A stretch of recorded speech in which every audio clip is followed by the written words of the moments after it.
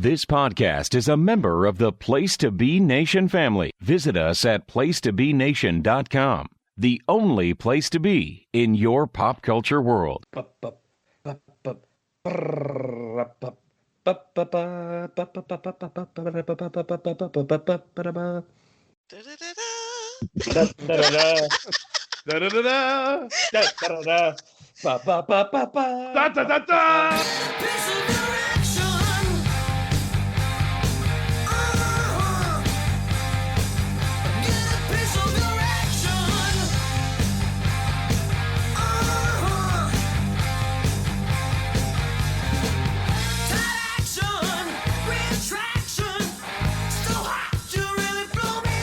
Place to Be Nation, welcome to Piece of the Action. I am your host, Matt Souza. Thank you for joining me for yet another action movie live watch. My guests tonight you can find on a number of shows as part of the Quad of Pods, such as PTB NXT, Talkin' WCW, Journey Through Infinity, and Talkin' Pop, making his Piece of the Action debut, Tim Capel. Tim. Matt, thank you for inviting me on your fine program. And that was a great intro, and I feel very honored. I have to ask you, though, could you just pull the curtain back a little bit and reveal to the listeners your level of excitement going into this episode to watch the film that we're going to be watching, as opposed to the film that I originally selected when you asked me to be on? Well, Tim, originally you chose a movie that... Well, it's an award winner for many reasons. You originally chose Street Fighter the movie. Multimedia sensation Street Fighter the movie. I mean, a JCVD classic. A person might I add, we have not yet watched on Piece of the Action, so keep that in mind. That's the thing. You got to get some JCVD in there. Mm-hmm. But you had a change of heart. You came to your senses, if you will. I know you're so disappointed. I really am. You know, I'm going to leave that to the popcorn chicken salad crew to handle that one, because I'm such a nice person. I'm going to let them take care of that movie. So why don't you tell everybody at home what we are watching? So, well, don't get me wrong. Well, I would love to do a live commentary for the Street Fighter from 1994. I took a step back and I said, let's consider the medium and the venue here a little bit more. And for Matt's fine program, I mean, it's a piece of the action. It's all about the action. Mm-hmm. And when I think action, I can think of no bigger action star than the Arnold Schwarzenegger, of course, who you featured films of his resume you have featured several times already here on this podcast. So hard to go wrong there. And I was kind of just looking at, all right, what were the movies that Matt has covered already? Are there any, like, not that there's been a ton of episodes of this show, it's a young show. But are there any, like, glaring gaps that could be filled potentially by something I really love? And boy, the one that stuck out to me was the 1984 classic, the one that in a lot of ways kicked off many, many careers. And that is the Terminator with Arnold Schwarzenegger, again, aforementioned. James Cameron directed, not his directorial debut, but coming on the heels of Piranha 2, The Spawning, it might as well be. He has since disowned that first film, I understand. I can't imagine why. Yeah, so we can just erase that one and pretend like the Terminator is his directorial debut as well. But yeah, I mean, there's just so much to talk about here. It's such a great film. I can't wait to watch it again and watch it with you. Yes, very excited. It has been a little bit since I have seen the original Terminator, so I am very, very excited for this. A lot of times when I watch a Terminator film, I go towards the greatest action movie of all time, Terminator 2. But very much looking forward to watching... No, never heard of it. No. I kid you. But very much looking forward to watching this one. So we are currently paused at just about the 1 second mark on Amazon Prime. We're both watching on Amazon Prime. If you're following along at home, we are going to do the countdown, and then we are going to hit play. Are you ready, Tim? I am ready, and yeah, if you're a Prime member, as we are, you can watch along with us at home, or just purchase the film. It's worth owning. It is. You should own multiple copies, I hear. But are we ready? In Yep. 3, 2, 1. All right. Staring at the MGM lion. Wow. Yeah, that iris coming in. It's a little much. A little much. This is the logo that used to scare me when I was a kid. Mm. The roaring lion. Yeah. See, this is when you know you're watching an '80s movie. When you Right. get the Orion logo right after. Yes, particularly. Hmm. So, what do you have like a history with this movie? Do you have a notable or infamous first time seeing it that you remember? This one not so much. I was probably in high school Oh, when I wow. saw Okay. when I saw that I saw Terminator 2 first before I saw this one. Yeah, I think it's a lot of people's story, Yeah. probably. I was Um, probably 8 the first time I saw Terminator 2. mm, So, okay. yeah. Yeah, I mean, I saw it in the theater when it came out, and I think I was Mhm. about that age. Yeah. Um, man, was I hyped for that movie. Mhm. So we're looking at the ruined cityscape here of Los Angeles, 2029 AD, a mere how many 8 years away from us. Yeah. Well, Boy, we have a lot that's- to look forward to, right? Yeah. Boy, I mean, man, this still looks great. I know. I mean, this is all like practical work too. These are Mhm. miniatures and stuff like that. Even the optical effects are. Yeah. I don't think they've really gone back and cleaned this up or anything. Yeah, I was just gonna ask if you thought maybe they did, but I'm sure it's been remastered, but I yeah. don't think they gave it like like the Star Wars treatment or anything. They didn't add any singing to it. Like No, they did. they did not modernize Mm. the effects to my knowledge. So yeah, I'm trying to think. This is one of those movies that has been with me for so long that I don't think I can even recall the first time I saw. Mm. Like, I mean, I was definitely a little kid. I'm sure it was in the 80s. Yep. I mean, released in 1984, I would have been coming up on a year old. So it's not like I would have seen it in the theater or anything. But So Terminator 3, that yeah, came out in what, 2004? 2003. All right. yeah. So I probably saw this right around the time that was coming out because I was super hyped for Terminator 3. Oh wow. Okay. So and I would have been 12 or 13 when that came out. So I probably saw this for the first time right around there. Okay. Okay. So you saw Terminator 2 first, Yep, and then I saw 1. and then you saw the first one, and then I got you hyped. And then I saw 3 when it came out on DVD or Yeah. Yeah, 3 is such a I don't know, I think a lot of people have a weird relationship with that third Terminator. It's like right at the end of right. Arnold's run, really, so to speak. Like he'd had a strong 80s, a pretty strong 90s, had tapered off and was just about to become governor, right? Yeah, I mean that was California. like right before. That might have been his last movie before he I was going to became say, governor, actually. he may have been sitting governor at the time the thing came out, Yeah. but filmed it right before the recall election, all that nonsense. I don't know, but I don't hate that movie. I like a lot of people. I don't know. It's a weird kind of artifact of its time in some ways. Yeah, I was telling you off air. It has its moments, but like I mean, compared to the more recent sequels, it's certainly better than those. But oh my God, it's a masterpiece in comparison. It's a real movie, which is a lot more than you can say for some of these other ones. So now we're taking it back to 1984 Los Angeles, and wow, what's this lightning storm in the middle of the night? Weird atmospheric phenomenon. No rain, no thunder. What's going on here? Could be. Was this before they did that music? Score by, I never know how to say the guy's name. Brad Fiedel, I think. Mm. Fidel Fiedel. Fiedel.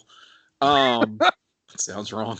Well, So yeah, it's got that really cool industrial score, right? yeah. It's so unique. You don't. I mean, and I don't know what other films he's really scored. I always just associated him with the Terminator franchise, but man, it's so good. You've got such a different movie without that. I feel like totally. it makes so much of this movie. All right. Great ass shot here, Arnold Marnie. staring longingly bare-assed. Oh man. So I just looked it up. Terminator 3 was 2003, and that was his last movie until his cameo appearance in The Expendables in 2010. Holy crap. So Wow. 7-year gap between Terminator 3. I mean, I'm assuming because that was when he was governor, I would imagine. And then. Well, he was busy. Yeah, a little bit. We almost got some full frontal there. Yeah. The scum punks here. Oh my God, that's Bill Paxton. Bill Paxton. No, wait, Bill. Yes, Paxton. Yes, Paxton. Yes, Not I have the same problem. I had to think about it for a minute. James Cameron loves the dude. Just puts him in everything. Yeah. God, he looks so grody here. He looks horrible. I mean, he looks. It's the garb that he's wearing. Yeah. Oh man, just eviscerates this guy. Oof. We should also stress this is a hard R action movie. Yes. Very hard. Kids, if you're listening, get your parents' permission before watching this movie. We're serious. Yes. Oh yeah. So yeah, I'm watching this hard R action movie as a little kid in the 80s, which I think we just had it, one of my parents or relatives had it recorded on VHS. One of those, it was hidden, but in an obvious place that was easy for kids to find. Yep. It was like, I don't think my parents were crazy about me watching it, but they also didn't, they were 80s parents, so they didn't care that much. As long as I didn't flaunt it. Right. They felt like they did their due diligence by half-heartedly hiding it, I think. So. See, it was weird with my parents, and maybe this speaks to why I am the way I am now, but my parents really didn't care, about violence. Yeah. In movies, it was more sex. That was always and my mom didn't even care about the sex so much, but my dad definitely did. He didn't like sex. He didn't like profanity, but violence was just whatever. Yeah. It's watch if it. Yeah, I've said it before on this podcast. The first time I saw True Lies, which is a very violent movie, I was like 5 or 6. That's pretty violent too, yeah. So, and I turned out fine, I think. Yeah. We're now seeing a naked Michael Biehn who is materialized in very scarred up too. You see his back, very scars much so. And shit. Yeah, fresh from the future here. God, he's scrawny looking. Yeah. He's certainly he's no Arnold. Yeah. He's Contrast with this jacked up Austrian we just looked at. Yeah, he's a little lanky here. Yeah, jeez.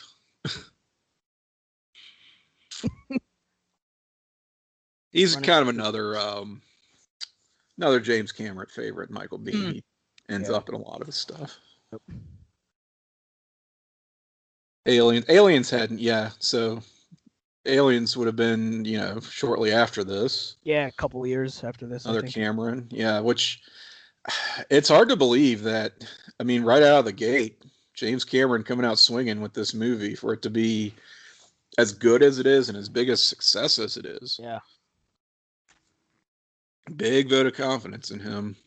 Oh, absolutely. Mostly by, I think, producer Gail Ann Hurd, if I'm remembering right. He sold the rights to her to this this story concept for $1, saying, look, you find us a distributor, we retain creative, let's just try to get this thing made. Right. And I guess she believed enough in his vision that they pulled it off. I'd say it worked out in the end. Yeah. Well, I was looking, what's the budget on this thing? Yeah, I actually have it pulled up in front of me here. Shoestring, right? The budget was $6.4 million. For a major, yeah. And it made $78 million at the box office. Oh God. Yeah. So, pretty well. Wow. That is impressive. Can see why they did a sequel. Yeah, yeah. And they should have stopped after that one. Can you imagine? It's $6 million budget for a Terminator movie. I know. It's crazy. Even in 1984 dollars. It's right. Crazy to think about. Especially given like where the story goes with all the Skynet stuff and the rise of the machines and all that. Like yeah. And how many times has John Connor been recast? He hasn't been played by the same person. No, he hasn't. 2 consecutive movies, has he? Jeez. No, there was that. What was it? It was the 4th one, I think. Salvation. He was the lead. Was he Christian Bale in that one? I believe so. Yeah. That's a bad movie. I'm trying to remember. Like, I've seen parts of that movie. I'm not even sure if I've seen the whole thing. So, to contrast the $6 million budget for the original Terminator, the budget for Terminator Salvation in 2009 was $200 million. Oh my God. So, what are we doing? Yeah, for that movie. Oh, that's painful. And wasn't there one like a couple years ago? Yeah. Oh, yeah. There was with Linda Hamilton. Yeah, they brought Linda Hamilton back. Was that Dark Fate?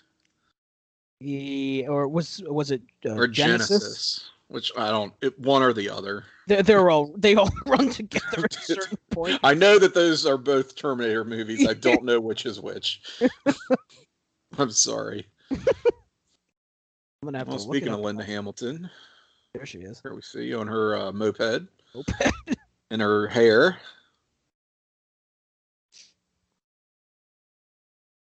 19-year-old Sarah Connor, we are told.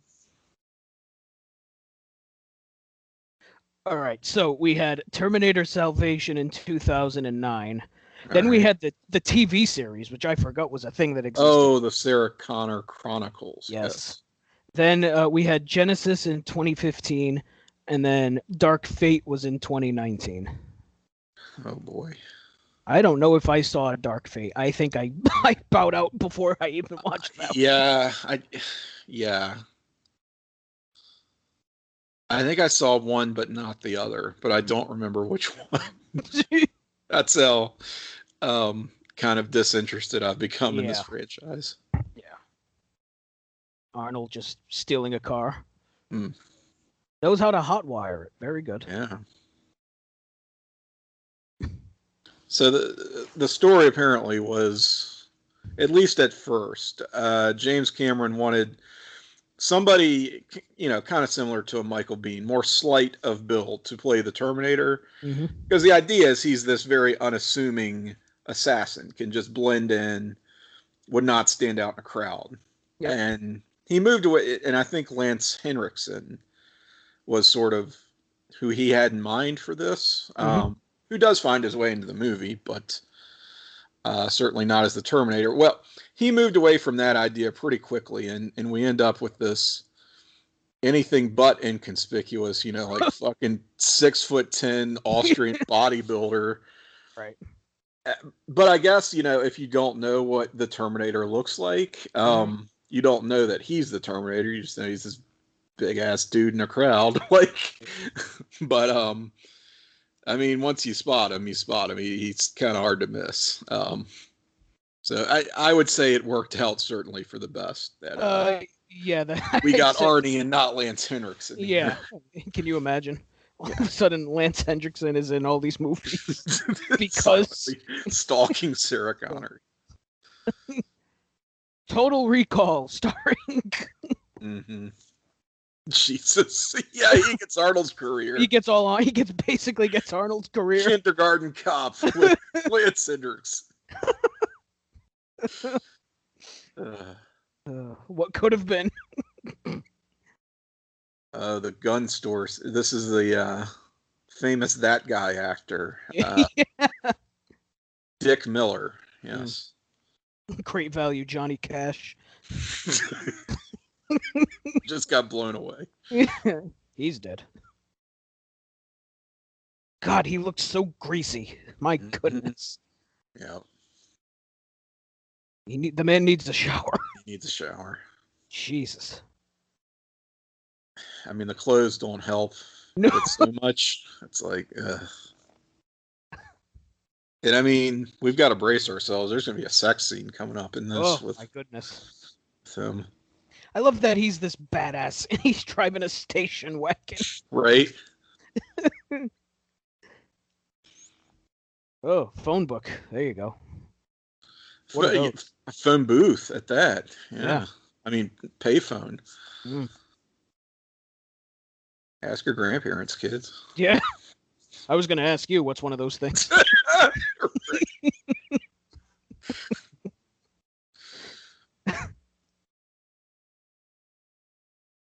I gotta say, the jacket in Terminator 2, a much better look. They were like cell phones attached to a wall that you put coins into in order to. I see.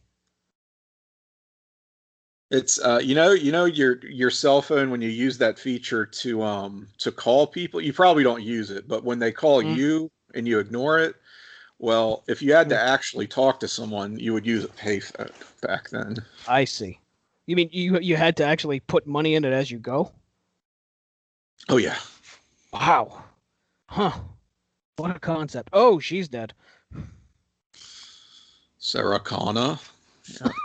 I'm sorry, I don't have an Arnold impression, really. I used to, but at some point I lost it and I never got it back.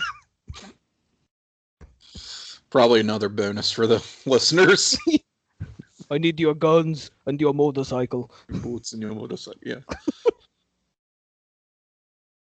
Kind of overkill for this, for the wrong Sarah Connor here. Got a little bit blown away. Does she have the most 80s hair? Oh man, it's severe 80s. It's so up but down at the same time. It's a neat trick. It is a neat. I mean, it is hard to reconcile her character and her appearance in this film versus, the sequel. Yeah. Or she's just total 180. I'm trying to think of the line that's always stuck with me exactly from T2, where she's like, talking about Judgment Day. Anybody not wearing an SPF 15,000 is gonna have a real fucking bad day. Get it? Bad day. Oh man. Once again, Terminator 2, greatest action movie ever. It really is.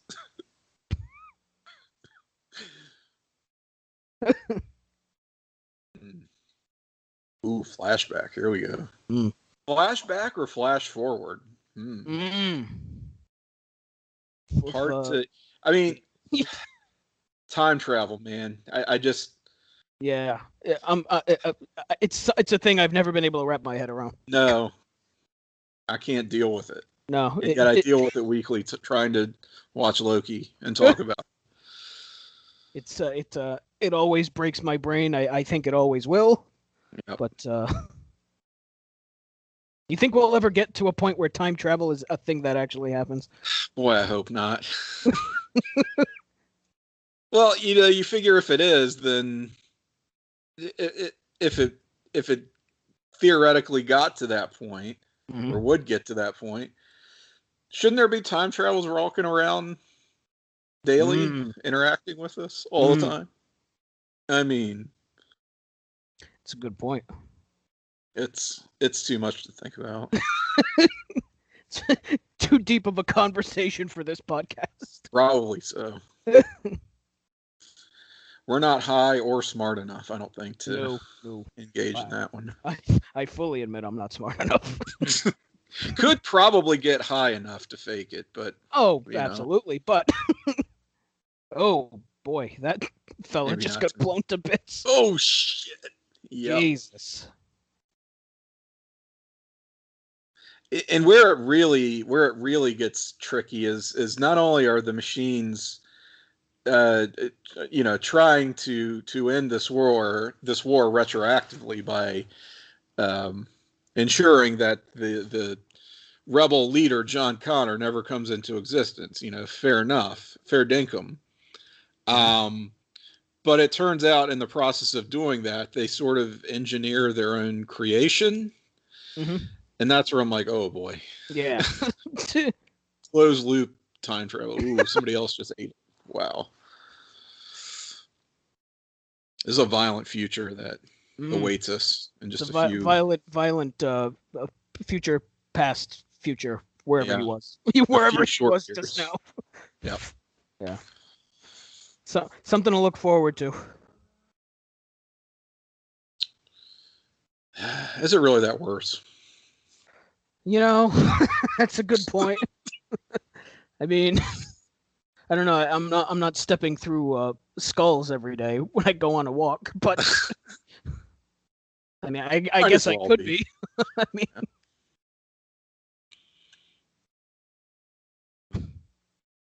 the Walkman. Mm, I've read about it in my history books. yeah. Um, Again, just think of your phone that plays music. Mm. But it's a separate device and it only plays music. Doesn't do What? anything else. What? No. That's crazy talk. That's it. Witchcraft. That's witchcraft you're talking I about. know. You think It's they like had they to pay single Hanna use. Barbera for her to wear that Yeah, Flintstone really. shirt? Big licensing agreement with. That's where 5 million of their dollars went.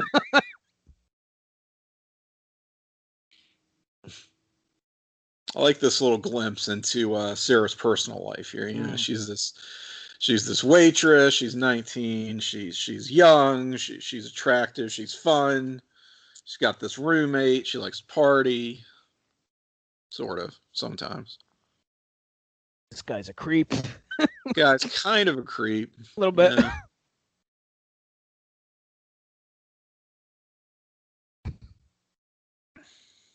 This guy has had a day. Yes, he has. I love this character too.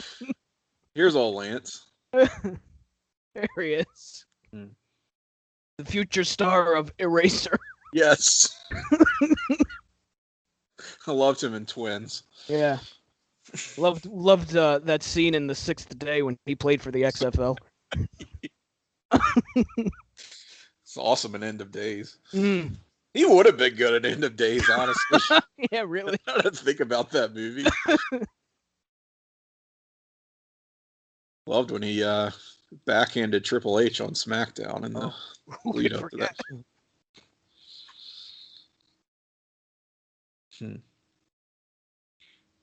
Oh yeah, this is incredibly 80s.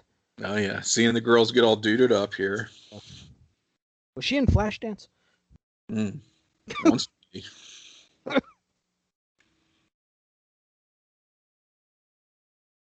This looks like a hotel room where they I live. know. It really does.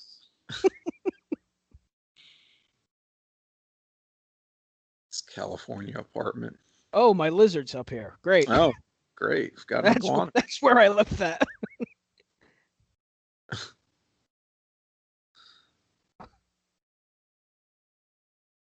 Just think if this scene was in like Terminator 2, she'd be talking to that lizard as if that lizard knew something. Oh yeah. Would be a very different scene. Staring into its eyes. What can you tell me about the future? Oh man. Pugsley. What a name for a lizard.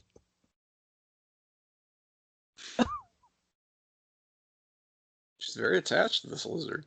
Mm. Ooh, the mom jeans. How about that shot? Oh yeah. Not yet a mom. No. On her way though. Give it some time. Yeah. You'll see it happen by the end of the movie. Spoilers.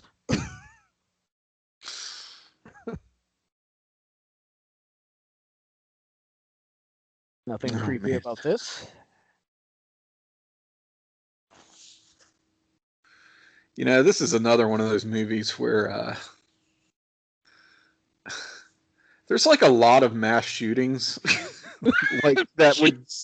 I mean, I don't know how else to put it. Like, Wait, where you going, Tim? Where you going with this? I'm just saying, if they made this movie today, I'm not sure they would make some of the same decisions that they make in this film. It's kind of not just the violence; it's sort of um, the presentation of the violence. It's that wasn't something you thought about so much back then, but No. It has a different overall effect today, I think. We'll see. It's been a while since I've watched this. I was wondering where you were going to go with that, but you landed the plane. Nicely done. I try. Any landing you can walk away from.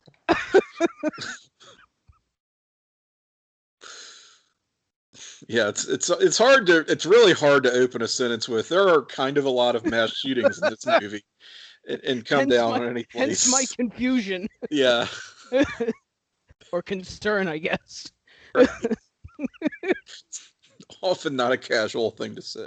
Yeah, I probably won't put that we talked about mass shootings in the write-up for this podcast. I'm just going to say it now. Yeah. Might not catch the algorithm in the way that you would like. No. I think that's how I'll end up on a watch list. Mm-hmm. All right.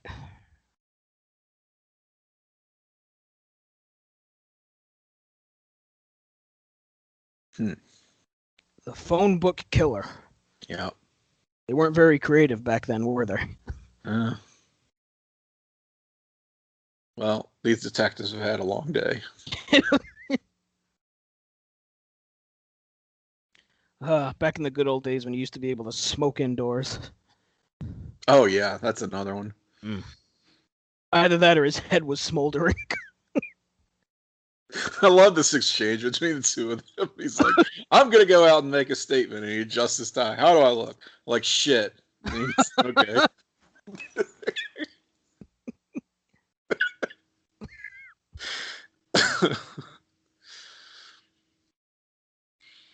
Inappropriate workplace banter. Oh, Paul Bearer, bartender. Oh, yeah. How about that? Who knew? Excuse me. No. At this point, he was Percy Pringle. My Oh, apologies. certainly. Yeah. So they've now publicized the second Sarah Connor killing of the day. Or is this the third? I think it's the second. Second, I believe. Starting to become concerned. Yeah. Oh, another one of those payphone things. Look at that. Yeah. I wonder if they show this in history class to show what a payphone was. They really should. Yeah.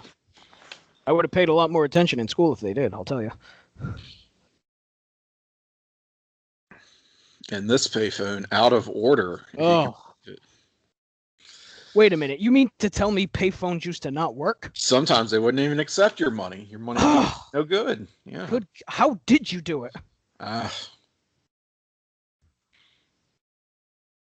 This is, I think part of why I like this movie so much. It's such a blending of genres too. It's like we're talking about it here on Piece of the Action. It's a great action movie, but it's action sci-fi, which right.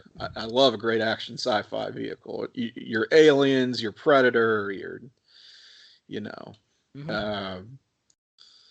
it's also kind of a horror movie, right? Yeah. I mean, the way that the Terminator's, it's sort of a serial killer.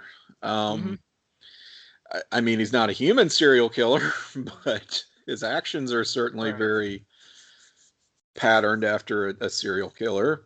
It's a slasher in a lot of ways. Sarah, as we've already met our final girl here. Spoiler. Yeah, I've always kind of thought of this as like an action horror movie. Yeah.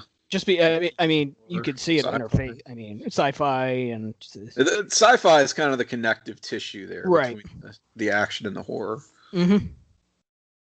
It gets more sci-fi as you get more movies. But yeah, you kind of lose the horror element, right? yeah, Quite quickly, I would say. yeah. Even by the second one, I think the horror stuff is pretty much gone. Yeah. You've got kind of moments of body horror in the second one, but I would never call that a horror movie. Liquid horror. Yeah, liquid horror. Molten metal horror. I guess. Right. I mean, if somebody said, "Oh, my favorite horror movie is The Terminator," I'd be like, "Yeah, I can see it." Yeah, definitely.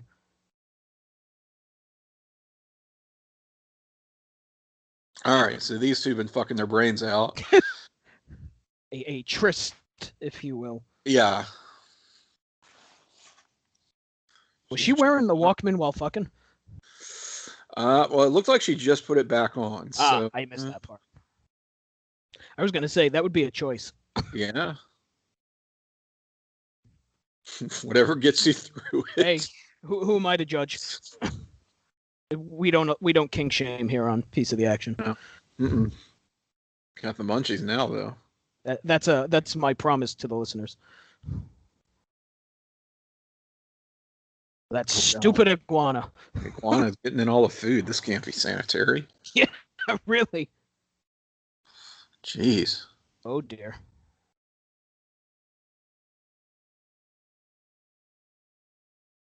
This won't end well for our creepy fella. Nope. Whose name I did not catch, but I think it's Matt. Okay, that sounds right. It's not going to matter here. No, in a few seconds, Nice underwear, pal. My goodness. And I love the trope of her not hearing a single thing. Just going getting about her business. Milk and whatever that is. Oh, he did. Yeah. And she will be in short order. Oh. Savage. Savage. That was quite the shot that sent her across the room there. Mm-hmm.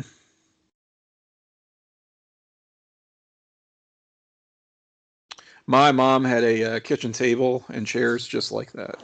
Really? Behind them, yep. In our little apartment we had when I was growing up. In the 80s? Was that an 80s thing?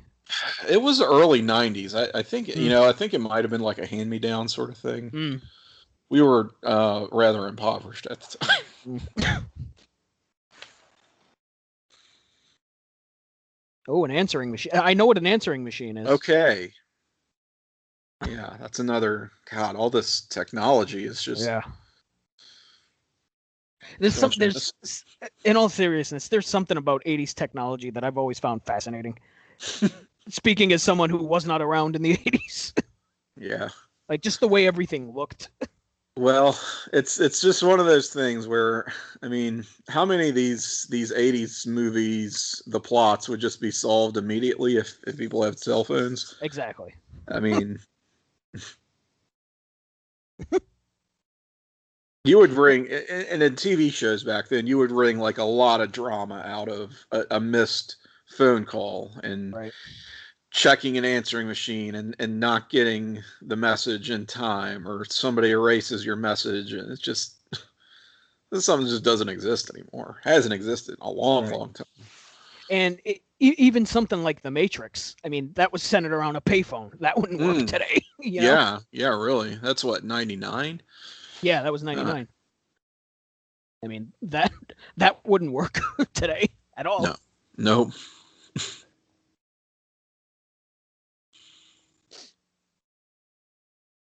This bar is a whole ass mood. Yeah, what? What is this lantern on the table? What is... Tech Noir, it was called. And this sort of chain link fence on the way in. To keep out the riffraff, yeah. Real comforting. Makes you feel right at home. Oh, totally. I love that Arnold, the Terminator, is dressed like the missing member of the Nasty Boys here. Well, now we have a mission. We have to come up with a name for him. We have Brian Knobs, we have Jerry Mhm. Sachs, and we have Yeah. Arnold. Insert bad last name here. Yeah. Knobs, Sags. Uh, well, we have time. We have plenty I'll of time. workshop that. We have plenty of time to give Arnold Schwarzenegger a nasty boy name. The hell? What the hell are we doing? That's how these things go. Oh, I love the music in this scene too. It's just one of those, I don't know. Slow-mo, he's closing in on her. They all look like they're dancing to Wake Me Up Before You Go-Go. Mm. Oh, that guy with the rat tail. Oh, my lord. Yep. 1984. Oh, yeah. Uh-oh.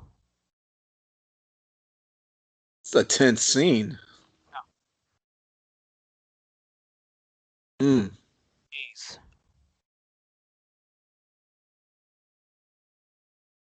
Like I said, first mass shooting of a few. So how was your Friday night? Well, we went to Tech Noir and Got shot up. wouldn't believe what happened. This very large man. Yeah, look at all these people going down.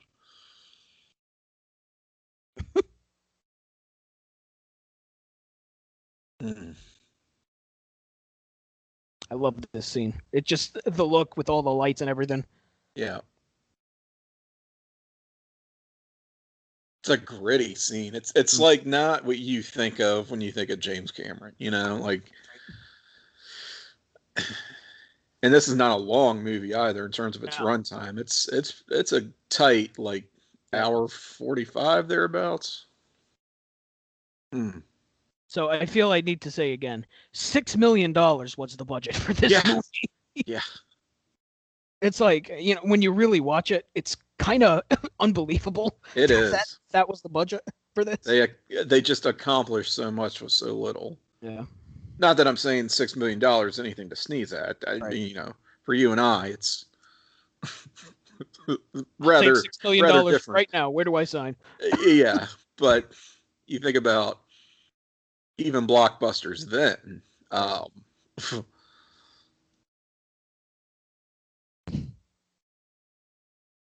And this was not a blockbuster. It's kind of a B movie that made a shitload of money. Yep. As we saw. So it must have been like word of mouth, I guess. Like, I'd be just curious. Really caught on. I think people were just like, "Oh, it's actually really good." And, yeah. Because even like I have the Blu-ray of this, and the Blu-ray has like some of the original trailers they showed for this movie, and they made it seem like it was just kind of like a run-of-the-mill B horror slasher action movie. So I'm curious to know like how all of a sudden it made this much money on that budget. I want to say I heard a story that Arnold Schwarzenegger was filming Conan, I guess Conan the Destroyer, like sort of not at the same time as this, but they sort of overlapped a little bit. So towards the end of his filming on this movie, he went to do that, and he was giving an interview while he was like in makeup or something. There's not a lot going on the set, and he had like a prop from the Terminator with him, just sort of in his trailer, or and he's making small talk with this interviewer, and they're like, "Oh, what's that? Is that something for this movie?" He goes, "No, that is from some other piece of shit I just finished filming." Like he had no confidence that this was going to be anything. Jeez. If only he knew. Yep. I mean, apparently he really wanted the role at the time. Like he sort of charmed James Cameron into being cast. But I don't know. I guess as it went along, he just figured this isn't this isn't going to amount to anything. It's just a job. That's wild. That's wild to think about. Mm-hmm. But I could see it. I imagine when you're actually in the process of filming the movie, you're not seeing the magic that takes place in editing, right? Right. You're just going, "Oh my God, what are we doing?"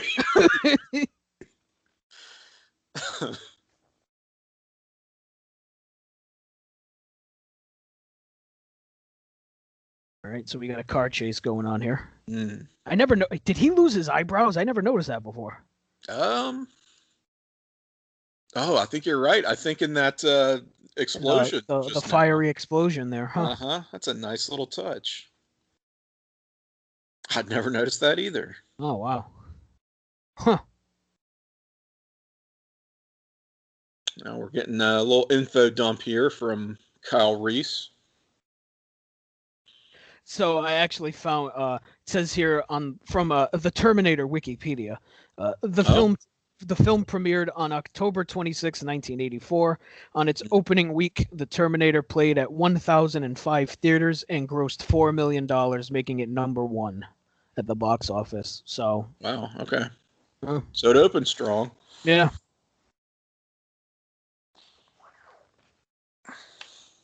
Also an October movie. You don't think of that as right.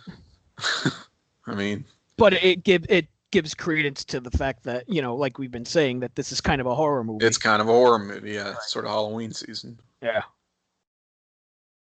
I mean, just this scene alone, they're being chased by this large man in a police car. Right. It's an unstoppable killing machine. Right.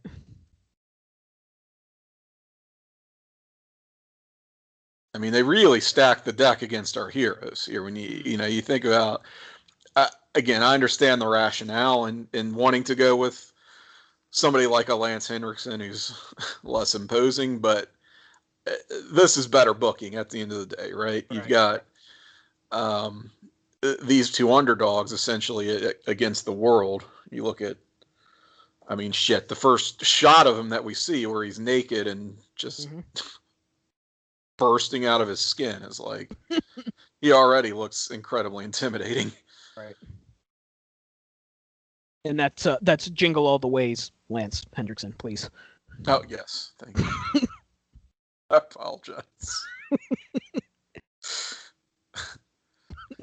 I always enjoyed the man didn't have a starring role with Sinbad for no reason, Tim. Come on.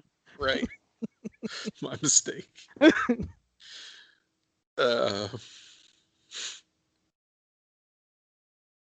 Does this mean that Arnold actually got Lance Henriksen's career?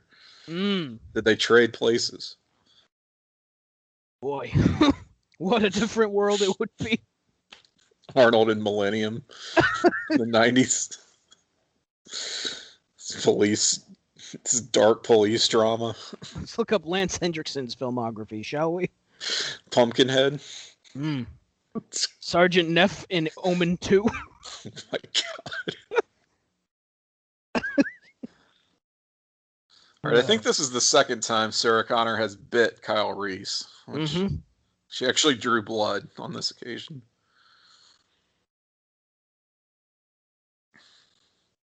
He just got through mansplaining to her, if you will, that the 600 series had rubber skin, very easy to spot. But this is the 800 series, Matt, which has bad breath, hair, sweats. It sweats everything. Very realistic. Thank you for thank you for Tim-splaining that. Anytime. Oh, those eyes! My goodness. Yeah, well, it used to have eyebrows, but it doesn't anymore. He's not used to all the light going in there.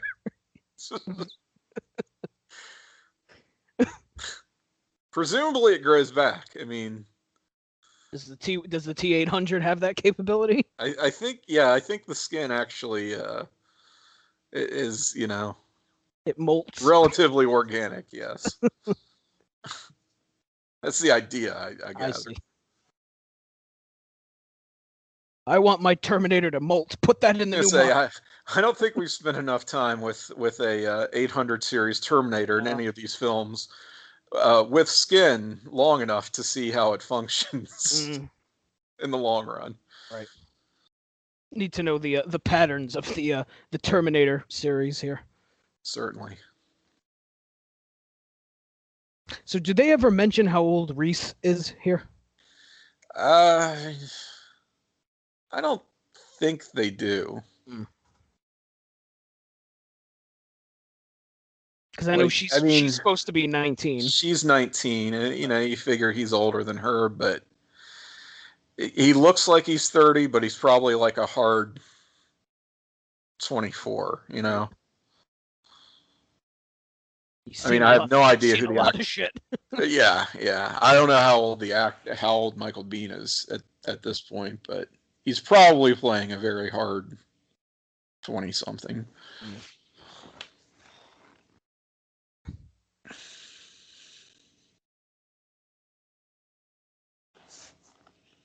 Lovely conversation in this car here. Yeah. Trying to explain to her everything that's going on, and she looks very confused, rightfully so. It is time travel, so here again. Yeah. That's the exact face I have whenever somebody brings up time travel. That face you make when you watch something involving time travel. So we flashed forward to 2245, and what? Like, I like sci-fi, but Christ almighty. Yeah.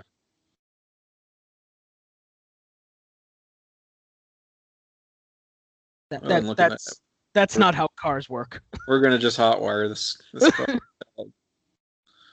without having to do much of anything.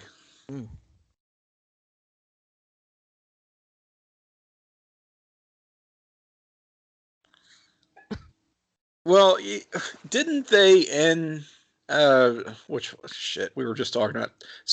Terminator Salvation. They show like the Arnold Terminator at the end or something, and they all kind of look like that, right? Yeah, that's kind of the storyline they do. I don't know if that's in Salvation, but I know for the more recent ones, like that's how they were able to get Schwarzenegger back in it. Was that all the T-800s look like this? So look like, and he was some guy actually that they were based on or something. Right. So that's kind of a retcon, right? Just in the sense that if they all look like that, then Kyle Reese should know exactly what to look for, right? Especially considering that's a prequel, right? Isn't that's a prequel? I think. Right, it takes place in the future, but technically it's a prequel in terms of the characters' histories. Right. Time travel again. God, my brain can't handle it. It's a prequel, but it's still in the future. Yeah. So if it's a prequel, but it's still in the future, does that mean it's like 2 years from now? Terminator Salvation? It's both a prequel and a sequel to Terminator 2 or 3, right? Getting a popsicle headache. Well, that was sort of the ballsy thing about Terminator 3. They actually did Judgment Day, right? At the end, they blew everything up. Yep. So, I mean, say that was rather unexpected for that film. Yeah, a little bit. Another car chase here. And we're on again.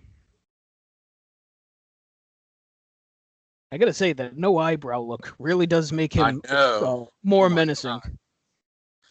Yeah, and it's gonna get worse. Oh yeah. This movie does not have a lot of chill. Not much downtime. No. Once things get off and running. That scene we just saw might be the most downtime in the entire kind of the end of it. And well, the scene where they fuck, but right. Spoilers. Action of a different variety, but exactly. You know.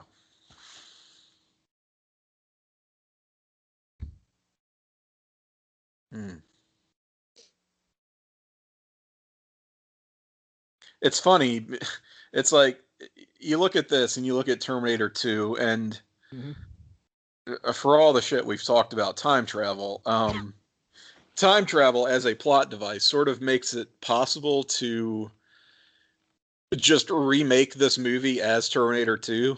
Right. When you think about it, because it's, Mhm. I mean, it's the same plot essentially. Yeah. The only Pretty difference much. is John Connor actually, exists in that movie. But I mean, they're trying to accomplish the same goal, Right. and it's sort of like, I don't know. It's funny. I always think of T2 as what this movie would have been if Right. James Cameron was already James Cameron and Mhm. had the budget that you would associate with an Arnold Schwarzenegger or James Cameron movie. Mhm. Right. And this is just sort of a leaner, much leaner version of that. Oh yeah, totally. So Arnold has crashed into the wall, Mm. presumably dead.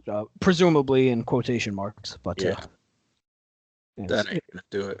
Police arresting Reese and Sarah.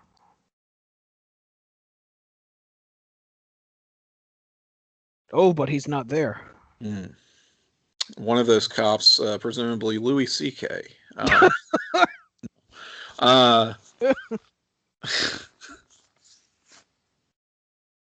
I don't know. There are people who tell you they like Terminator, original Terminator, better than Terminator 2. Those people are wrong.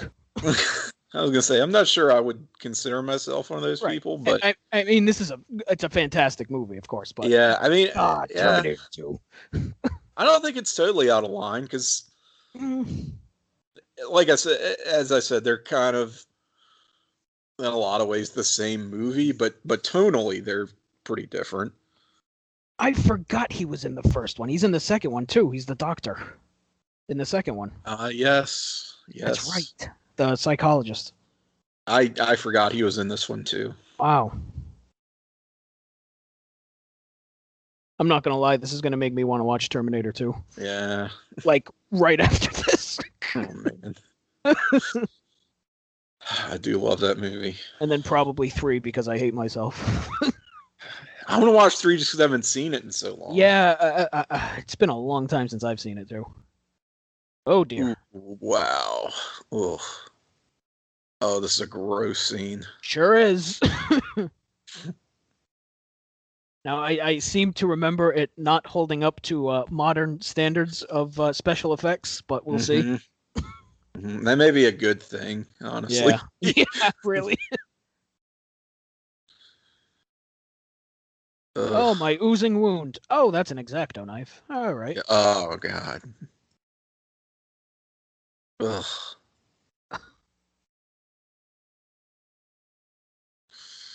Looks like the growth Jillian Hall had on her face before the boogeyman ripped it off. What a reference.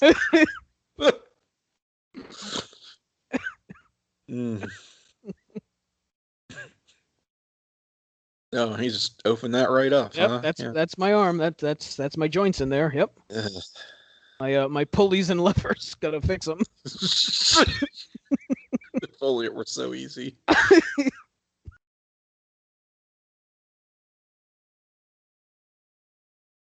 Mm.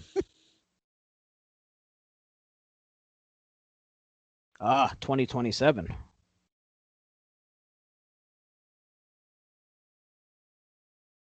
I guess if we could get a birth date for Kyle Reese, we might know. Figure out how old he is. That would require math, which I was told there would be no math. yeah, I'm not inclined to do at this hour, but it is one way. Let's see if Wikipedia says how old he is. Mm. That would make life much easier. Mm-hmm.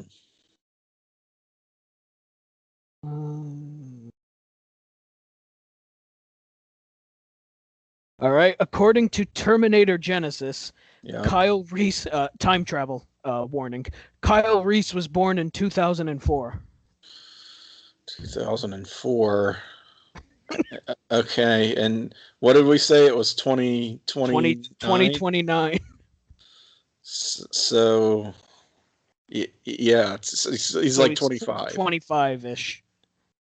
Yeah. Look at that. We did basic We math. did it. We figured, did it. and we were right. My goodness. I mean, he could be 24 going on 25, right? Depending on. He looks more like 24 going on 38 in real life. Sure, But... sure.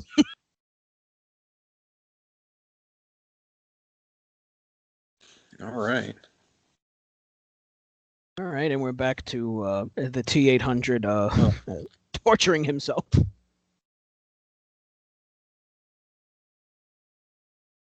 Yeah, this is the scene I was talking about. Because there's like some puppet work, I believe. Yeah. Oh boy. Ooh. Yeah, that's his eyeball. That's got to come out of there. Yeah. What was I saying about body horror being in the second one? Turns out it's in the first one too. Yeah. Oh, there's my eye. Oh, that pesky eyeball. Throw it in the sink. Get that right out of there. Yeah. That makes things much better. Air it out. Air out the eye hole. Oh yeah. Yep. That doesn't look good. Okay. Oh boy.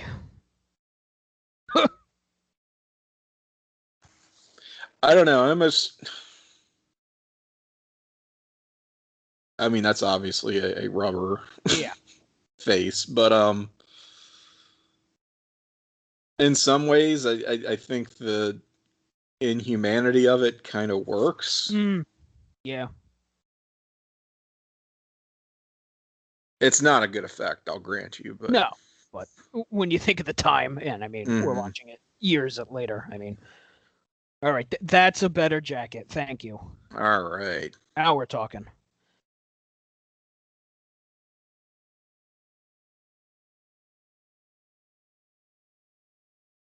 Man, you just you throw some shades on, and it's like no one ever knows. Leave my eyeball in the sink, let it rinse off. How about Arnold Grimes as his nasty boy name? Arnold Grimes. I like it. I think that works. Yeah, bring him in as an alternate. Sags refused to do the job or something. Hopefully there's no awkward Grimes hole photo. God. It's the eyeball, but it's like stretched open really. Just really right. It's just an extreme close up of the eye hole. That is so gross.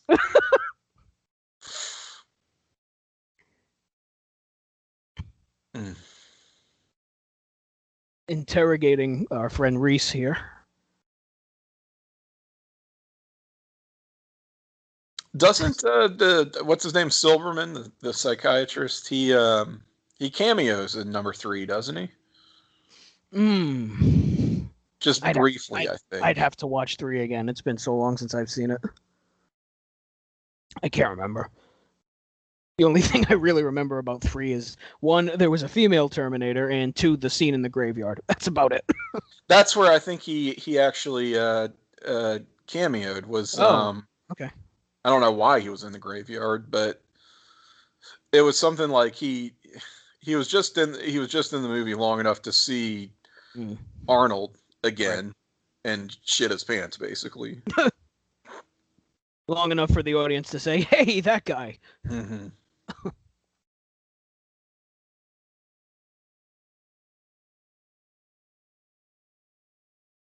So they're telling her Reese is crazy. He was probably on PCP. And Arnold Grimes was on PCP. Seems on brand.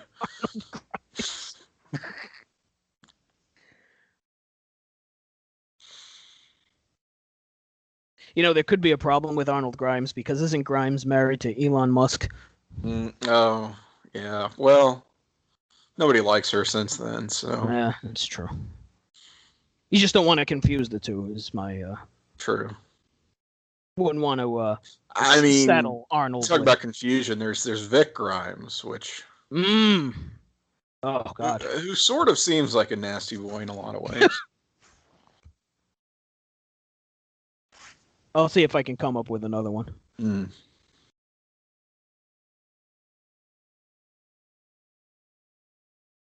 I'm a friend of Sarah Connor. Iconic line coming up. Mm.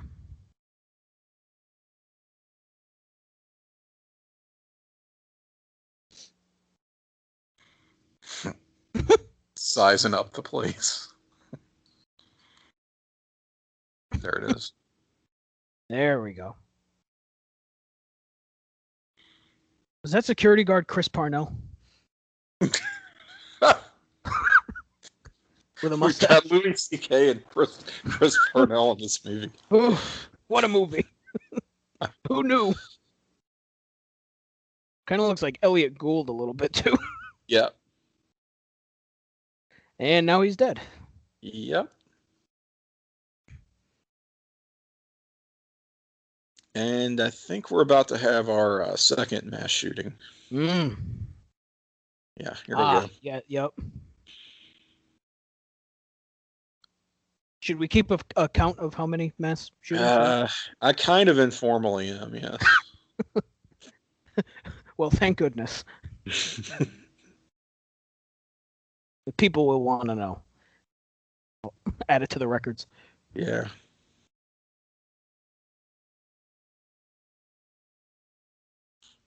God, why is Arnold so good in this? Mm. And he's said maybe 10 words? Right. He just doesn't need to speak. Just Right. dress him in head to toe in leathers and have him shoot people. I mean, Yep. All right.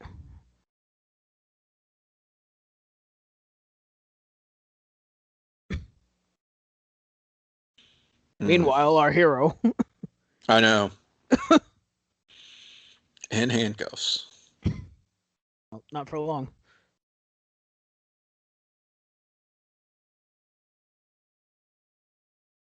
Good Lord. I know he's a bad guy, but he looks like such a badass. I know. And this is the part of the movie I just find myself getting sucked in. Yep. At least in 2, you get to root for him. Yeah, they there was the idea, I think, floated originally to have him play the hero in this once they decided, we're on board with this jacked up Austrian bodybuilder in our movie, but he's just too good as the Terminator. Right. Would he be chasing Lance Henriksen? Yeah.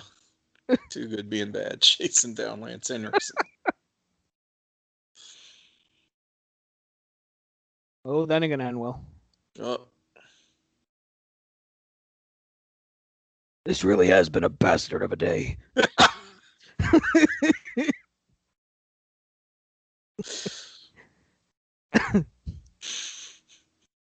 I'm sorry, this is very serious. I do apologize.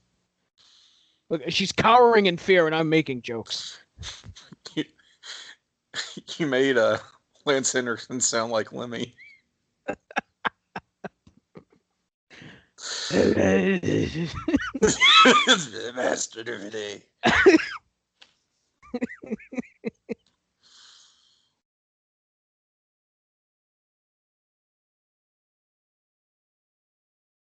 All right, random fires, very good. Mm-hmm. God, look at that man and tell me he's not a badass. I'm sorry. God. I always did root for the heels. But I guess this is why we have a gun culture in this country. But what do you people want, man? like- It's 1984. like me. Arnold Schwarzenegger. It's people like us that are ruining it. I know. So the leather jacket, the sunglasses, my God, the boots. It's a whole ass mood. Jesus. Whew, what a scene. I might suggest that look is cooler than, I don't know. I'm thinking about T2 again now. It is. See, I think T2 was an evolution of that look. An evolution of that look. Oh, there's your Lemmy again. But you can't beat the original, I think. It's real close. All right, there's the car. Now how are we going to get home? Ditch the car. Yeah. Oh, this lovely underpass. Mm. So this is where I live. What do you think? Can I get you anything? I cleaned for you. Are you cold? I don't know. She's kind of shivering there. Read the room. Or read the. Is that a room? I don't even know. It's like I can't tell you're shivering, but I can't tell if it's because you're cold or you're in traumatic shock. Is this helping? Oh, first time we hear his first name. Mm. What's it like to go through time? Wow. Very confusing. What's it like having a name like Kyle? Oh, he's bleeding. Well.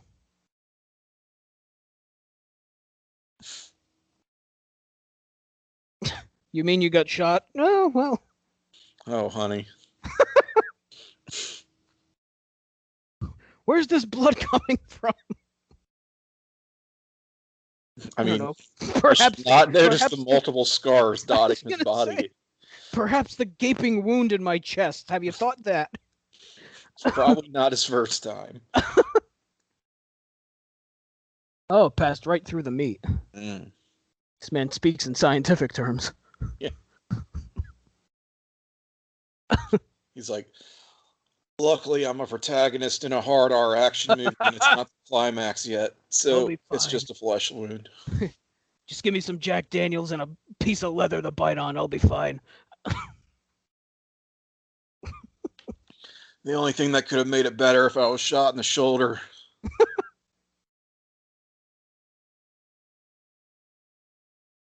It's too bad I'm wearing a shirt that doesn't show off my guns.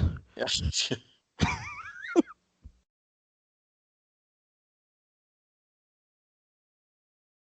Oh, I think we're going to find out who the father is. Oh, yes. In short order.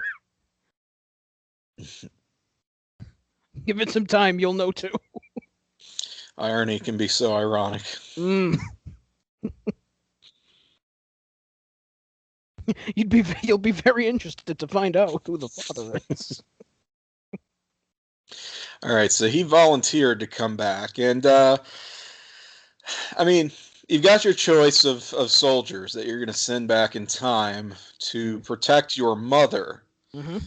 You want to pick the best, probably, not just due to the importance of the mission, given the whole, I don't know, end of all existence if it fails, but also the fact that it's your mother, right? And we have to assume that Kyle Reese was the best that was available. He was the only one who volunteered. It really goes to show the sort of I don't know, ragtag nature of this resistance movement. Mm. You there, lanky McScrawny Pants? Would you like to go to the future past? The cast of 205 Live exclusively is who we've got shoring up our defenses. I don't know. He's more like 155 Live here. Yeah. 205 Live seems 205 like Soaking Wet Live. Yeah.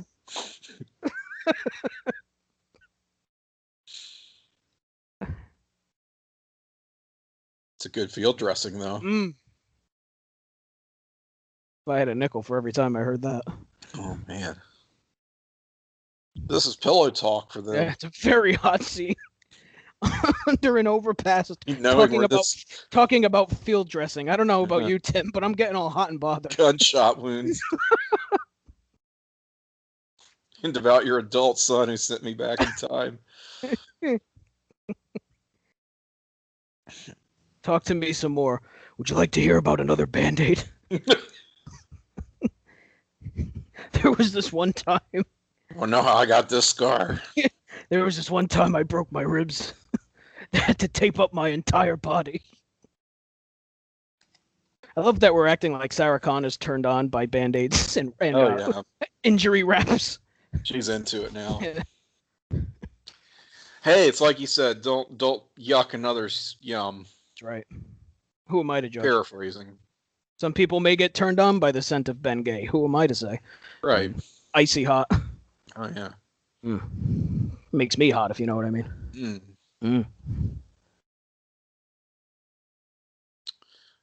So I think it's in kind of these future sequences where, who was it? Harlan Ellison got the bug in his craw saying that James Cameron ripped him off, his short story that was adapted for The Outer Limits, I think it was.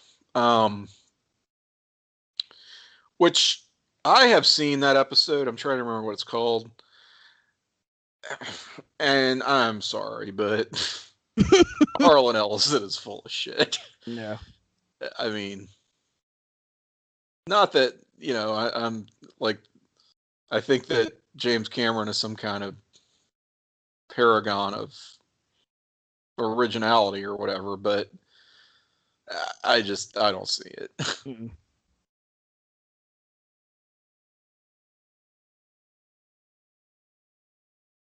I'm gonna say he for gets the some money out of it, though. He does get some money out of his claim. I'm gonna say it again for the third time. $6 million. Yeah. With these sets and these effects.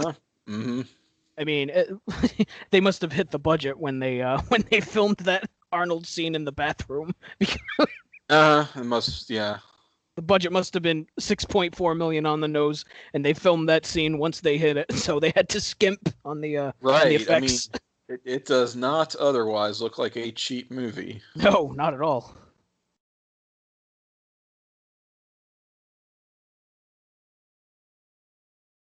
I always like the hollowed out television with the fire in it.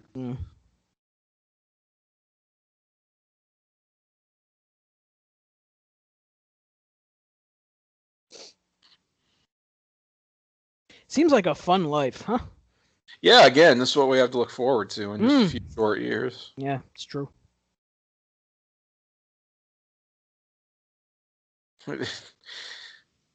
I mean, it doesn't seem that far-fetched, really. I was going to say, go on.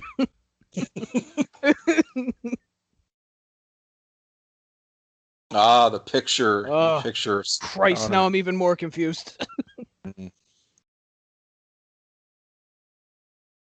Oh, Terminator. They said it. They said the name of the movie in the movie. They said the name of the movie. They did the thing.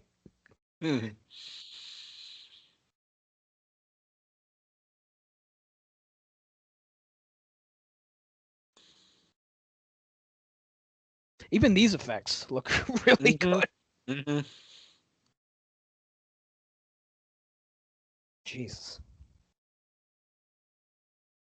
Big time shootout going on here in this underground, whatever you want to call it. Yeah. Bunker, I guess. Yeah, I love the purple laser cannon guns. Those are just super cool. Even the touch with the Terminator having the red eyes. Oh, the picture. And there goes the Polaroid. Oh.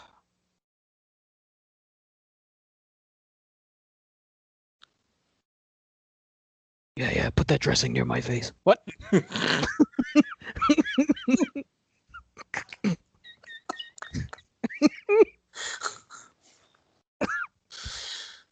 Oh, boy.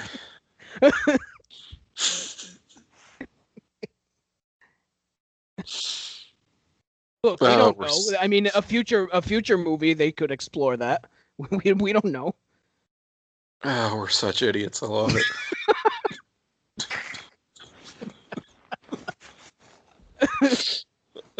Could make another prequel and really explore the field dressing affection.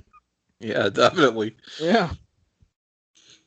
It started James a real Cameron's movement. working on it right now. Oh, God. Boy. Oh boy. Oh, this guy. Good God. Buddy. I'd say put on a sweater, but apparently you're already wearing one. Oh, possible responses. Fuck you, Fuck you, asshole. asshole.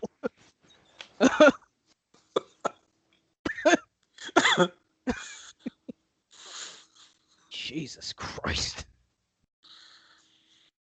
I kind of like that. Again, it's not a great effect, but just the overall look. It's like his skin is now just rotting.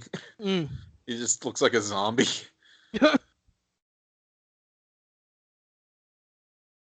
Oh, the Tiki Motel. The Tiki Motel. Fancy.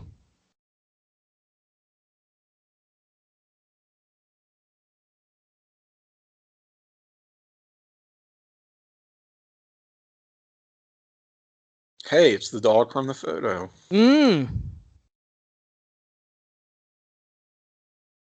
A room with a kitchen. Wow. Which presumably she steals. I mean, doesn't this dog belong to someone? Like, why does she have that dog at the end of the movie? Great question. I mean, it may not be that dog, but it's sort of weird that we see the dog there, and then she has a random German Shepherd at the end. Spoilers.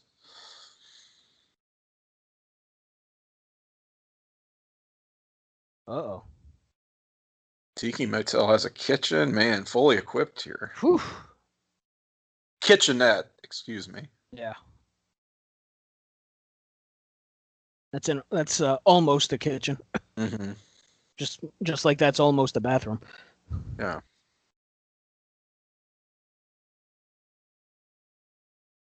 Oh, nice that he had a shower in between. Yeah, one would hope.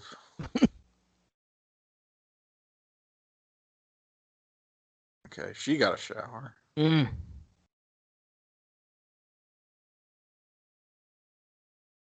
Her mother's worried sick about what's going on.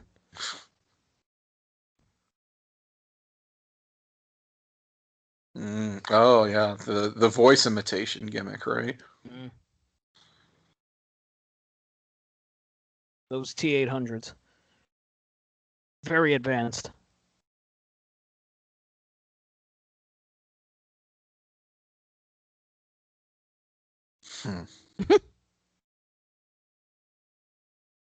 All right, so do we take that to mean he killed her mother?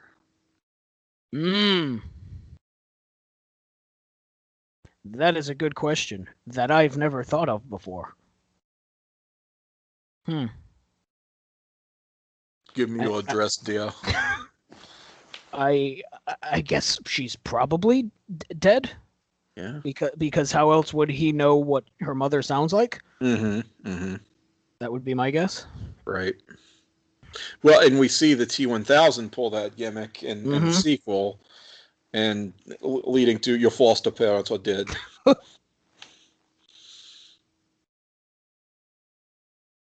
Mothballs, notoriously useful for warding off Terminators. Absolutely. Ammonia, too. And that's what it says in all the field guides.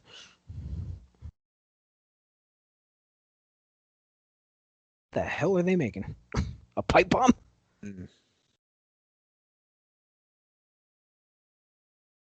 Be careful, you're going to blow up the kitchenette.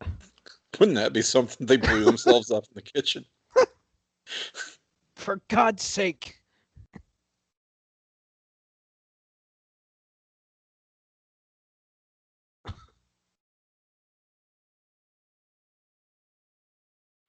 So, I don't know. I think maybe they could swap jobs. It seems like he ought to be handling the explosives. Yeah, that's a good point. While she does whatever the hell he's doing behind her. I mean, he does have a bad arm, as we found out. True. But for God's sake, out of the two of them, I mean, who has the better chance of not blowing themselves up? Not blowing themselves up. Let's play the odds here.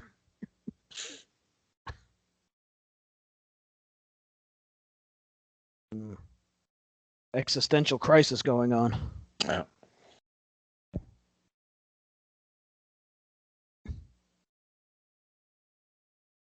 Are you cold again? Oh, no, you're panicking. I got it. Does that turn you on an existential crisis? Absolutely. Absolutely. really gets those hormones flowing. They're going to explore that in a sequel, too, along with the field dressing. Oh, she called him by his first name.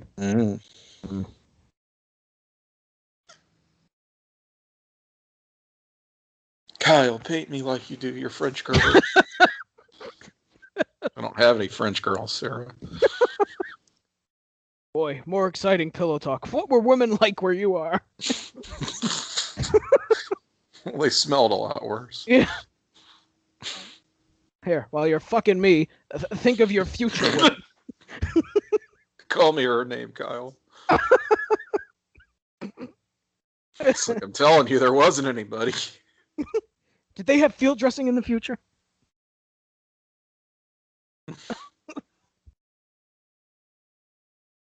So now she feels sorry for him because he's never done it.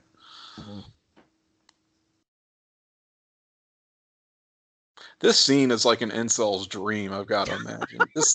This must be like one of those, like on those incel message boards, this must be one of those. Somehow they talk about and reference it and use that weird, gross coded language that they have for everything.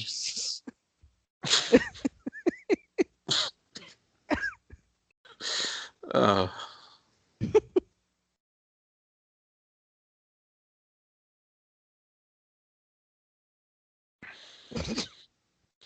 sorry, I probably ruined that for a lot of people, but oh well. Incels have ruined a lot of things for a lot of people, so what do you want? What's one more thing, goddammit? Well, I don't know about you, Tim, but I'm turned on right now. My God. Man. What are we doing? Jesus. Let's get to it. Just leave me to my pipe bombs. Try not to blow up the fucking Tiki Motel. Yeah, he's aggressively stuff this bag full. Hey, those are explosives. Don't you know there's going to be big money in this fucking... Don't you know there's going to be big money in this franchise? What's the matter with you? Sexual tension is going to kill us all if we don't release it. Good God. He's going to explode like those fucking pipe bombs. Here it is.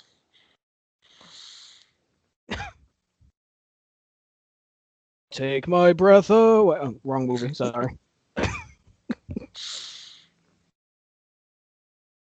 Good Lord. Yeah. So, Matt, would you fuck a man on the first date if he came to you from the future and tried to save your life? Boy, that's a question. If he saved my life, he's from the future. Now, is he from the future past or the actual future? Let's say actual our dystopian future that we're looking forward to. That we're looking forward to. Well, I guess it would depend on the situation. First date, maybe not. Oh man. But I think it would depend. Like, you're a tough sell. How did he save my life? I mean, I would feel obligated to. I don't know how long this guy's going to live. I've seen this. Well, I mean, if it was natural, I wouldn't say no. But yeah, I wouldn't be the one forcing the issue. I'll say that. Okay.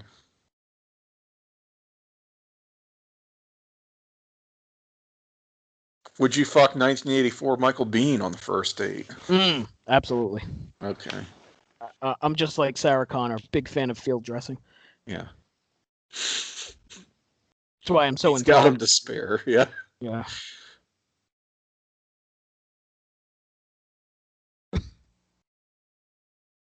That's not a bathroom, that's a closet. Good Lord.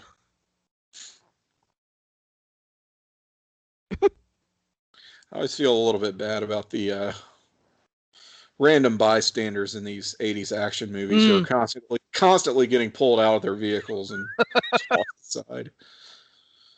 Constantly having to duck and dive from car chases on the highway. Yeah. It's very dangerous out there. And that's just your treatment at the hands of the hero. I mean, to say nothing of an 80s action movie villain.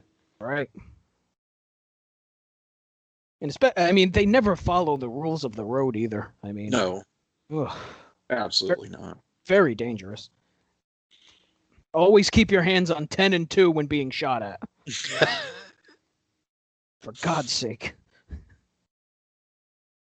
Look, you got to multitask in a car chase. Yeah. Thank goodness there's 2 of them. They wouldn't be able to throw those pipe bombs. Oh, God. Hold on, sir. We're going to blow up. They made how many? 6, 8 of these things? I think it was 6. We'll keep count. How about that? All right, there's 1. Mm-hmm. Now think of what that would have done to the Tiki Motel. Yeah, there's 2. With all their tomfoolery going on. Definitely would have taken them out. Oh yeah. 3. Not a single one is connected yet. Nope. Oh. He's a bad aim. Yeah. 4, I that guess. One didn't even come close. 5. Yeah, 5. Oh no. Blew himself up. Yeah. It's bound to happen. So they should have 1 left. Mm.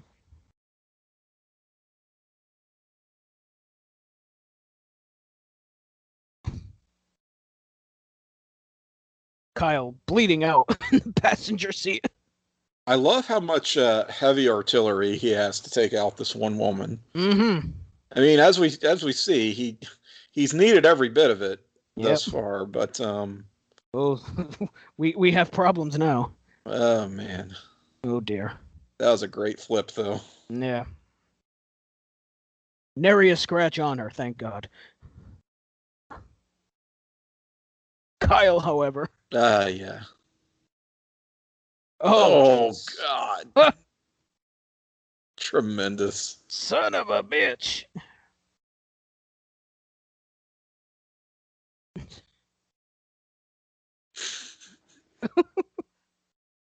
That's a great scene.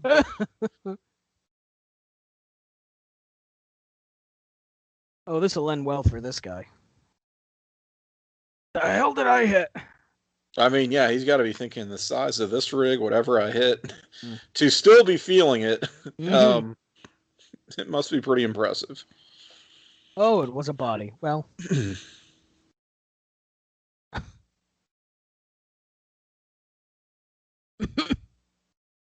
Uh-oh. Yeah, he seems to have... Ugh. All right, time to leave. Yeah. Spooky guy tells me to get out. That's what I'm going to do. Yeah, so we'll see a callback to that in T2, right? Mm-hmm. With they up the ante. It's a helicopter. They pull that move in. Again, it's the same movie.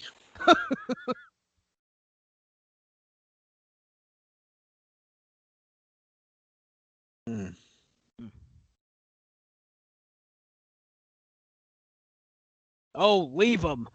Too suspenseful. For Can't God's take sake. God. He'll be fine.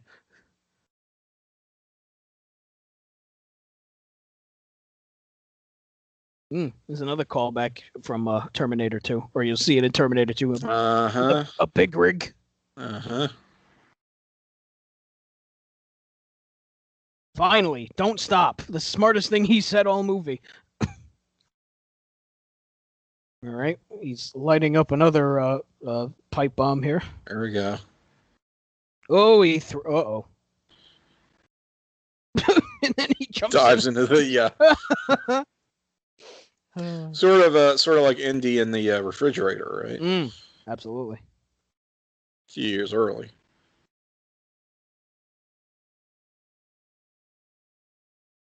Oh God. Shit's taking its sweet time to blow up. There it is. There it goes. Oh, Good Lord, that explosion. Jesus. Oh, Holy shit. oh My God. That is a All right. comically large amount of fire. On the scale of 80s action movie explosions, is that the gold standard? I Holy mean, shit. Die Hard's got the great one, Wow. but my word. There's your $6 million right there Yeah. to blow up that fucking tanker truck. Christ. I mean, they probably shattered all the windows of the surrounding buildings. I can't imagine they did that on like a closed set. No, they probably couldn't.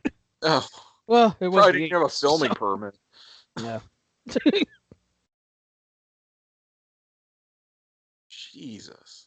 Yeah.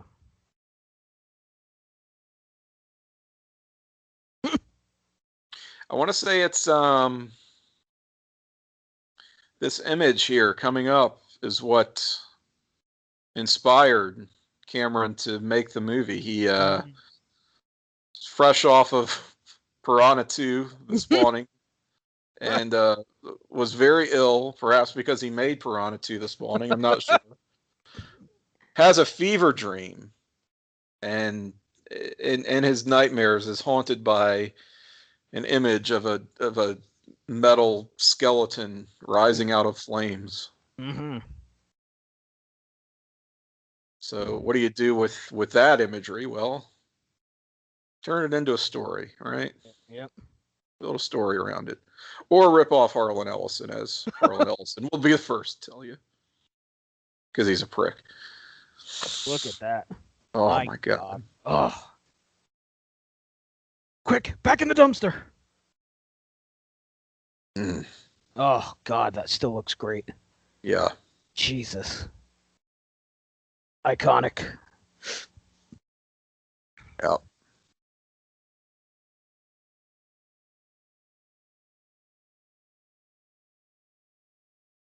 I think its endoskeletal hip is displaced. It's having a hard time walking. Yeah. Go see a metal chiropractor. Pop him back into place. God, that is so cool, though. Excuse me, weld him back into place. Mm-hmm.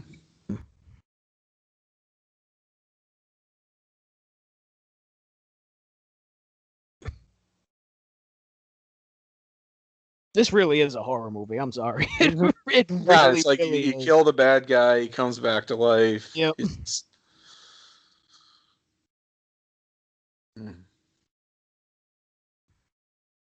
It's been a great installment of the Freak Out Drive-In, huh? Yeah. Very happy Jenny allowed me to take it over.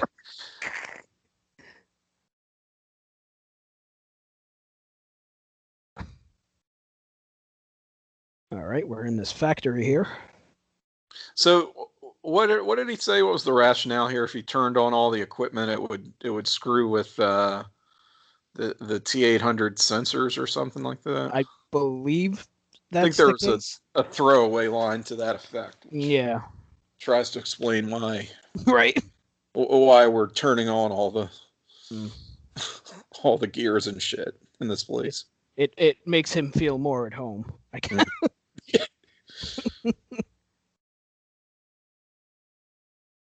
Oh, just leave him.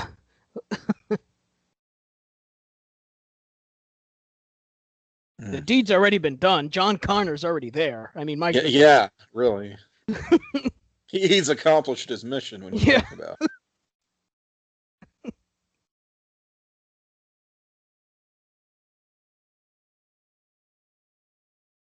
The eyes, man, are just. Yep.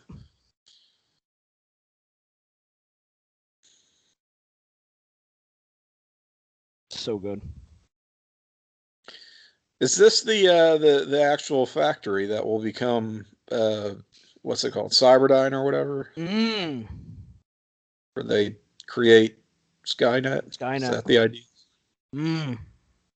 Because I mean, all the parts are going to be left behind. Right. So. Look at that. We And a lot learn of things here. Yeah. I want to say that's an actual deleted scene that I Really? didn't make that up. Yeah, there's a few deleted scenes on the DVD of this, which I've got somewhere, and I know I've watched them, and none of them are that notable except for that one. They reveal like the name of this factory and show like some of the parts being salvaged. I want to say. It's interesting. Yeah, I mean, it would make sense that. Yeah. Given everything They that just, happens, reverse engineer it to. Right. Again, the time travel being Yeah. This is the closed loop theory of time travel in these movies. Come on, motherfucker. Hiya!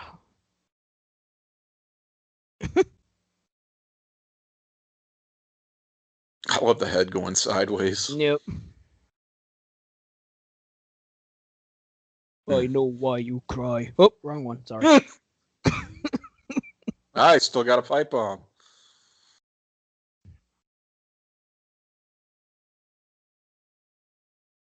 Uh-oh.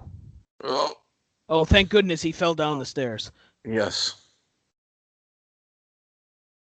That'll do it. Yeah, and that'll do it for Kyle Reese, I think.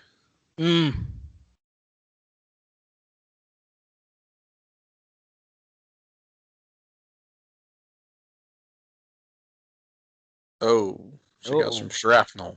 Yeah, a little bit. Oh, good, I get to use field dressing.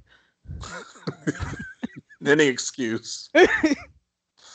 That looks like it's in a painful spot, too. Youch.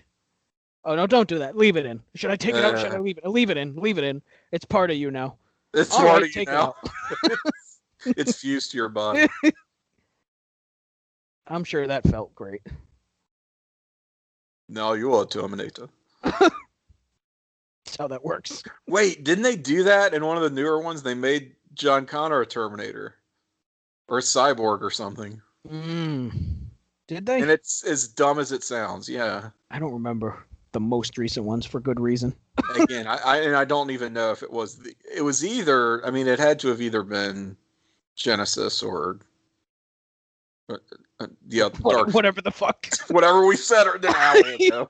Dark Fate. Dark Phoenix. What? No, that's X-Men. Dark Fate. Terminator doo-doo shit. Yeah.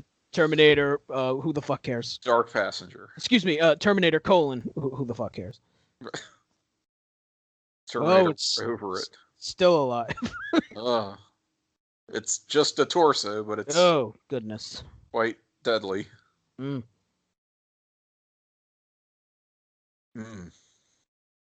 have to say, he's very diligent in his mission.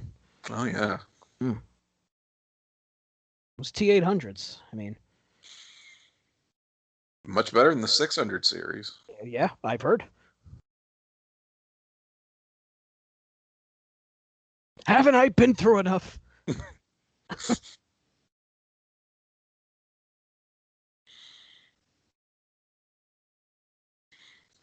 Oh, God. She's gonna not careful. She is gonna turn into one of them. Yeah.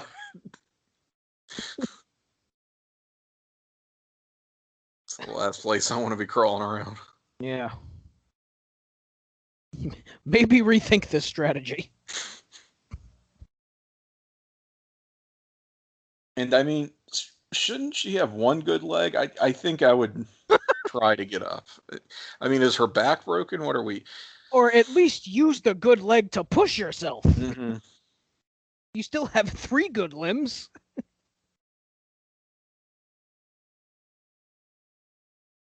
It was my dominant leg. I don't know how to use the other one. At least we get to show off the Terminator model. It looks real cool. Mm-hmm.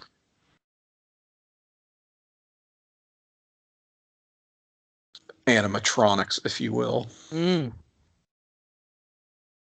Oh, the start button. Thank goodness. Ah, yes. Action movie quote. You're terminated, fucker. Terminated, fucker. So what if she got electrocuted as I was just gonna say it's a good thing Yeah. apparently that the T-800 electrocution doesn't affect humans. Apparently, because that's awfully close, and she's surrounded by a lot of metal. And I don't know if she's wearing any rubber. Or what if it was like a predator situation where it had a self-destruct, and Right. as it's dying, it just activates that. Mm-hmm.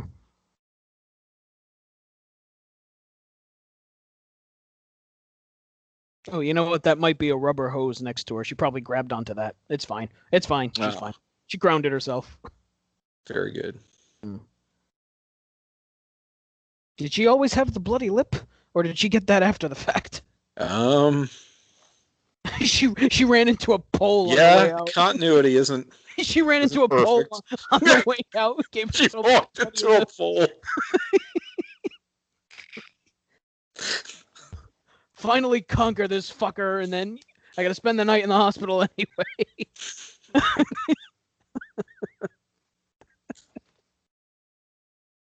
Might be concussed.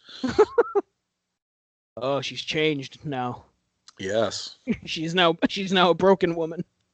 And she's a dog thief. And she's vaping? Oh no, that's a microphone. She's vaping. 1984 vape.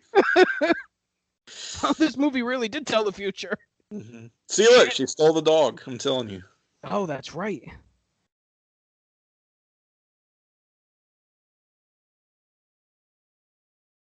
Yes. Yeah, this is where she establishes her allies in that one sort of weird middle stretch of Terminator 2. Yeah. Looking very pregnant now.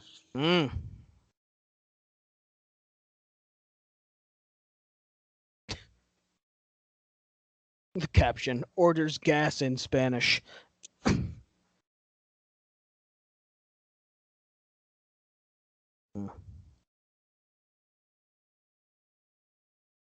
So she's speaking into a vape pen using a cassette tape recorder to record her message here, her words. You know, much like we're doing on this podcast. I'm sorry, cassette tape? Yeah. I think I've heard about those. Well, she's got a nasty scar from running into that pole. That's her one lasting injury. Well, the emotional scars are probably still there, but... Hey, don't take my photo. Here we get the Polaroid.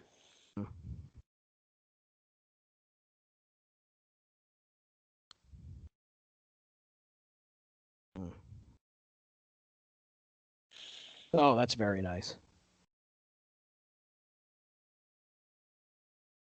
Oh, that's less nice. Jesus. If you don't pay me for this picture, I just took it to you my phone. Well, I guess I'll give him the money. I bet I know what happens to that picture. We don't know what happens to the dog, though. No. Is the dog a Terminator? Oh God! I hope the Terminator people don't listen to this. I might have just given him an idea. Oh shit! That's the next sequel. It's a Terminator detecting dog. I bet you. That.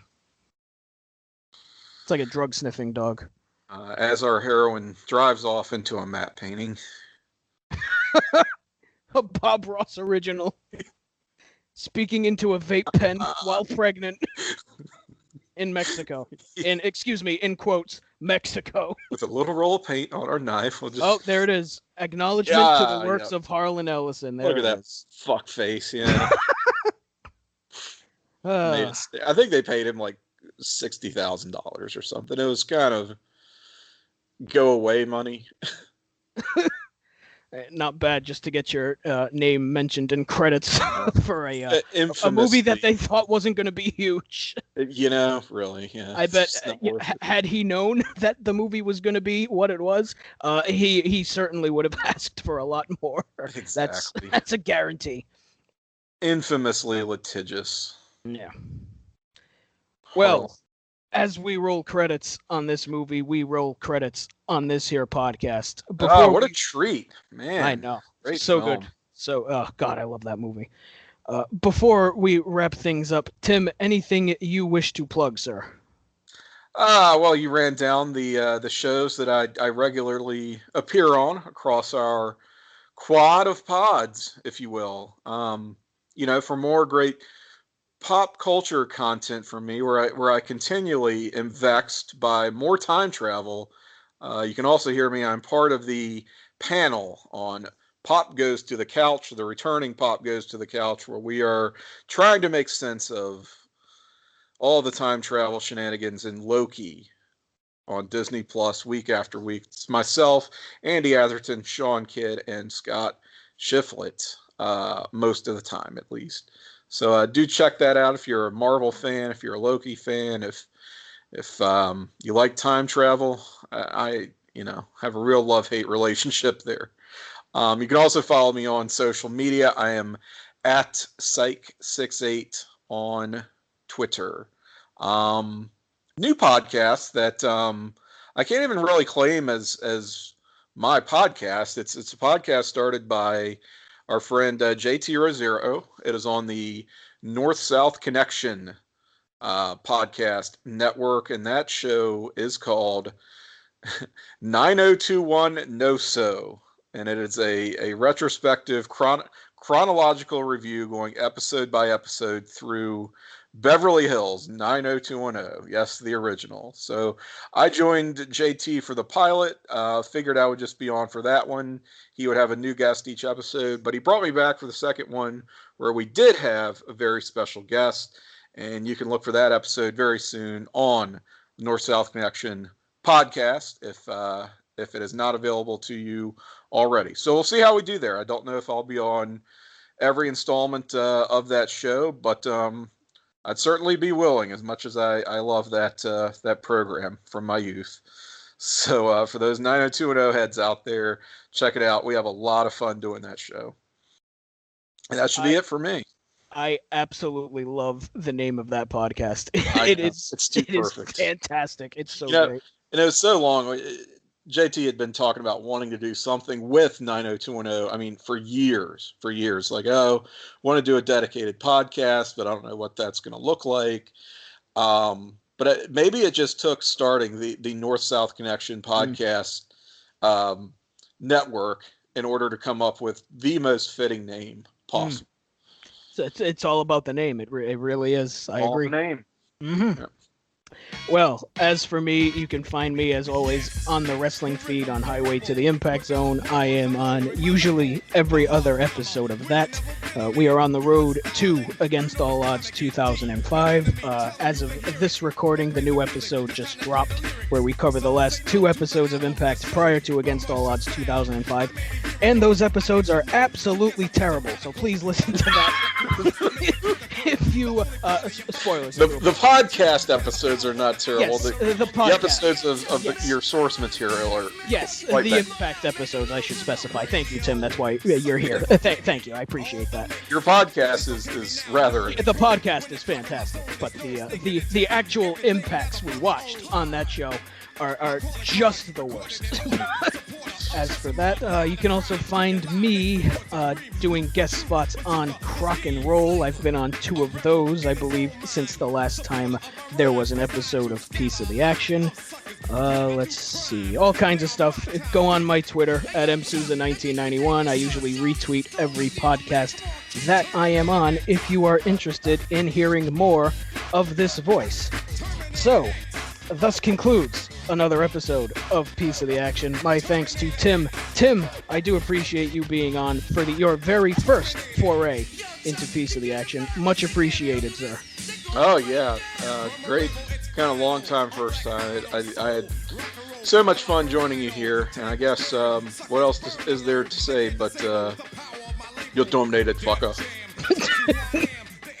Well, can't top that. Good night, folks.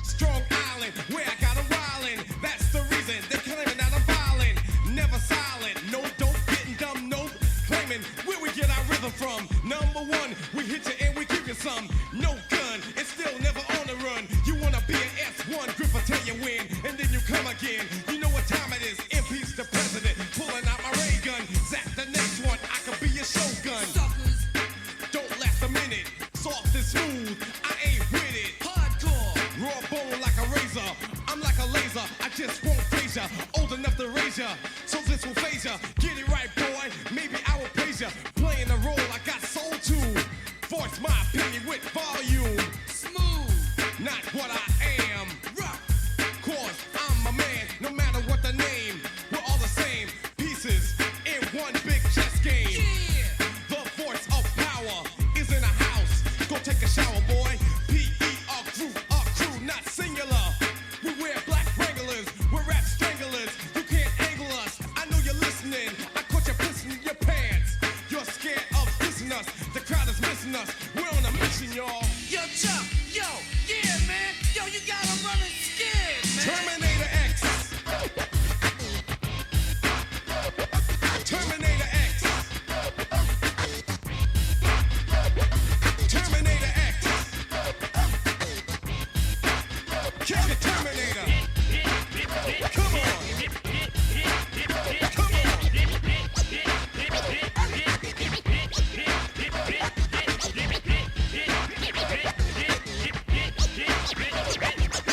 Attitude when I'm on fire. Shoes on the loose, electric wire. Simple and plain, give me the lane. I'll throw it down your throat like Barkley. You see my car keys, you'll never get these. They belong to the 9-8 posse. You want some more, son? You wanna get some? Bum rush the door of the store, pick up the album. You know the rhythm, the rhyme, plus the beat is designed so I can enter your mind, boys. Bring the noise, my time. Step aside for the flex, Terminator X. Yeah, that's right. This jam is rated Cole Medina, boy. That's right, Cole Medina. That's right. We showing up in EFFECT, other known as Effect. You understand what I'm saying? Bring that back one more time. Bring that beat back, Bring man. that beat back. Bring the beat back. Y'all want to hear that beat, right? Bring that beat back. Bring that 1, shit back. 2, 3, 4, hit it. This shit ain't over. Come on, y'all. Let's get busy. Come on. Say yeah. Say hell yeah. Come on, y'all. Come on. Let's rock the house. Somebody. Everybody. Everybody scream. Ain't it funky? Ain't it funky? Hey, yo, yo, yo.